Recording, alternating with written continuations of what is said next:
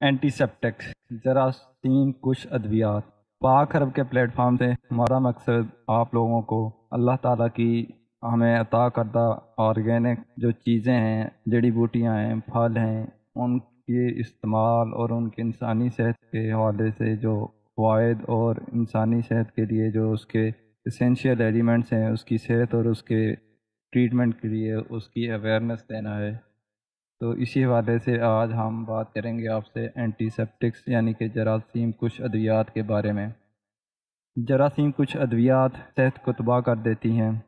جراثیم کش ادویات کا غلط استعمال بھی ہمارے لیے انتہائی نقصان دہ ہے۔ پہلا جو اس کا جز ہے، جراثیم کش ادویات صحت کو تباہ کر دیتی ہیں، اس کو ڈیٹیل سے آپ کے سامنے رکھتے ہیں۔ جراثیم کچھ ادویہ جہاں جسم کو اس کی مشینری کو تیز کر دیتی ہیں جو جراثیم کو ہلاک کر دیتی ہے، وہاں وہی مشینری رطوبات جسم اور سفید دانے ہائے خون یعنی کہ جسے انگلش میں وائٹ بلڈ سیل کہتے ہیں، اردو میں اسے سفید دانہ ہائے خون کہتے ہیں، کو بھی فنا کر دیتی ہیں۔ یہاں رطوبت اور سفید دانے ہائے خون اندرونی زہروں کو ختم کر کے امراض کو دور کرنے کا باعث ہوتے ہیں، لیکن ان کے فنا ہو جانے سے نہ جسم کا زہر ختم ہوتا ہے اور نہ ہی مرض دور ہوتا ہے، بلکہ کئی دوسرے خوفناک امراض پیدا ہو جاتے ہیں۔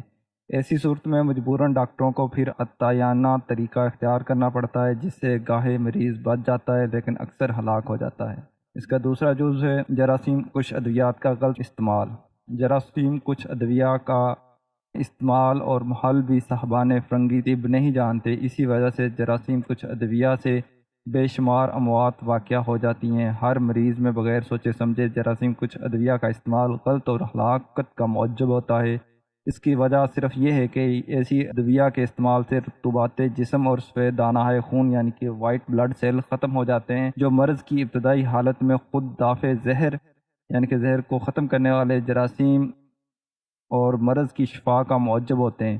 اس امر کو سمجھنے کے لیے یہ سمجھنا چاہیے کہ جب جسم میں کسی جگہ جراثیم یا کسی اور وجہ سے سوزش پیدا ہو جائے تو ابتدائی حالت میں وہاں رطوبت جسم اور سفید دانہ خون یعنی کہ وائٹ بلڈ سیل اکٹھے ہونا شروع ہو جاتے ہیں اور جسم میں سفید دانہ خون کی پیدائش بڑھ جاتی ہے۔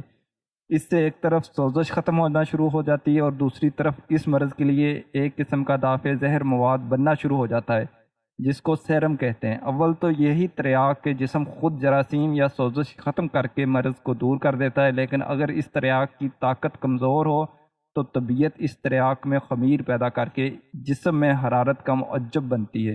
یہ حرارت خود دافع جراثیم اور سوزش ہے، کیونکہ اس حرارت سے وہ تمام مشینری اپنا عمل شروع کر دیتی ہے جو جراثیم کو فنا کرنے کا کام کرتی ہے۔ بس یہی وقت ہے جب جراثیم کچھ ادویہ استعمال کی جاتی ہیں۔ اس چیز کی بہترین مثال چھالہ آبلہ ہے، جو کسی حصہ جسم کے جل جانے پر پیدا ہو جاتا ہے۔ چھالے کی اندر کا پانی قدرت اس لیے پیدا کرتی ہے تاکہ سوزش کو رفع کرے۔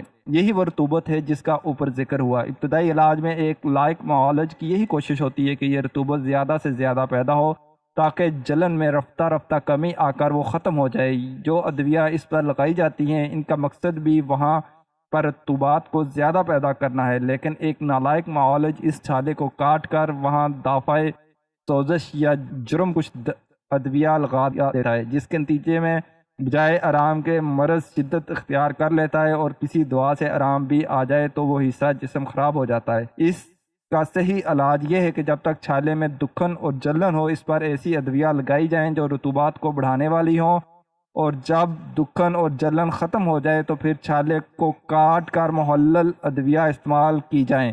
ایسی ادویہ دافع جراثیم ہوں یا نہ ہوں، مریض کو یقیناً آرام آ جائے گا۔ اس کی دوسری مثال محرکہ بطنی کی ہے کہ جب بخار چڑھتا ہے تو ایک ہفتے تک تیز، دوسرے ہفتے میں ایک حالت پر اور تیسرے ہفتے میں رفتہ رفتہ اترنا شروع ہو جاتا ہے۔ اس کی فلسفی بھی یہی ہے کہ پہلے ہفتہ طبیعت مدبرہ بدن مقام سوزش پر رطوبت اور سفید دانہ خون جمع کرتی رہتی ہے، جس سے وہاں پر مرض کے خلاف تریاق پیدا ہونا شروع ہو جاتا ہے۔ جو وہاں پر تریاق بڑھتا جاتا ہے وہاں خمیر بھی زیادہ ہوتا جاتا ہے، جس سے جسم کی حرارت بڑھتی رہتی ہے۔ جب اپنے پورے عروج پر پہنچ جاتی ہے تو کچھ دیگر قسم کی سوزش کو فنا کر دیتی ہے، جسم پر باریک باریک دانے نکل آتے ہیں اور پھر بخار اترنا شروع ہو جاتا ہے۔ بعض دفعہ مریض کی کمزوری سے زیادہ دن بھر لے لیتی ہے اور بد پرہیزی سے دوبارہ بلکہ سے 12 اپنا کورس پورا کرتی ہے۔ اس کے علاج میں اگر کوئی دعا نہ بھی دی جائے اور اگر صرف غذا پر سخت نگرانی رکھی جائے تو مریض کو یقیناً آرام آ جاتا ہے۔ دیہاتی لوگ اس مرض میں کسی معالج کی طرف رجوع نہیں کرتے، یہ مرض ضدی ہو جاتا ہے اور بجائے آرام کے مرض بڑھ جاتا ہے۔ اب جو محرکہ بطنی کا 3 روزہ علاج نکل آیا ہے، جس میں شروع ہی میں بخار دبا دیا جاتا ہے، گویا بخار اتارنا ہی محرکہ کا اصل علاج ہے، نتیجتاً مریض مر جاتا ہے اور اگر بچ جائے تو اس کا کوئی نہ کوئی عضو بالکل باطل ہو جاتا ہے۔ محرکہ کے مطالعہ میں عقل مندوں کے لیے بہترین سبق ہے اور مسئلہ جراثیم واضح ہو جاتا ہے۔ اسی طرح اس کی تیسری مثال محرکہ دماغی کی ہے۔ محرکہ دماغی میں اعصاب میں سوزش ہو جاتی ہے، چونکہ دماغ اعصاب کا مرکز ہے اس لیے اس کو محرکہ دماغی کہتے ہیں، ورنہ اس میں سوزش جسم کے تمام اعصاب میں سر سے پاؤں تک ہوتی ہے۔ اسی لیے طبیعت مدبرہ بدن جسم کی رطوبات اور سفید دانہ ہائے خون یعنی کہ وائٹ بلڈ سیل کو اعصاب کی طرف روانہ کرتی ہے تاکہ سوزش ختم ہو اور پیدا شدہ جراثیم ہلاک ہو جائیں۔ یہ رطوبات جہاں جسم کی سوزش کو رفع کرتی ہے وہاں ایک ایسا خمیر بھی پیدا کرتی ہے جو جراثیم کو ہلاک کر دیتا ہے۔ اگر اس خمیر سے جراثیم ہلاک نہ ہو تو پھر اس خمیر میں حرارت پیدا ہو کر ہر قسم کی سوزش اور جراثیم کو فنا کر دیتی ہے۔ جب یہ رطوبت جسم میں ضرورت سے بڑھ جاتی ہے تو طبیعت میں مدبرہ بدن ان کو جسم سے خارج بھی کرتی رہتی ہے۔ اسی لیے محرکہ دماغی میں نزلہ، زکام، آنکھوں اور منہ سے پانی، پیشاب کی زیادتی اور اسہال شروع ہو جاتے ہیں۔ ابتدا میں ان کا بند کرنا مضر ہوتا ہے تاکہ سوزش اور پھر بخار خود بخود کم نہ ہو، ان کو بند نہیں کرنا چاہیے۔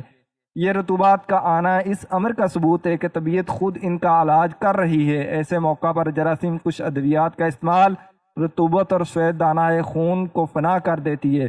جراثیم کش اور محرکہ ادویات کے استعمال کا موقع محل وہ ہے جب طبیعت خود جسم میں خشکی پیدا کر دے اور حرارت تیز ہو جائے، جو اس امر کی علامت ہے کہ طبیعت کو مدد کی ضرورت ہے۔ اس وقت ان ادویہ کا استعمال سے انشاءاللہ تعالی مریض کو آرام بھی ہوگا اور نقصان بھی نہیں ہوگا۔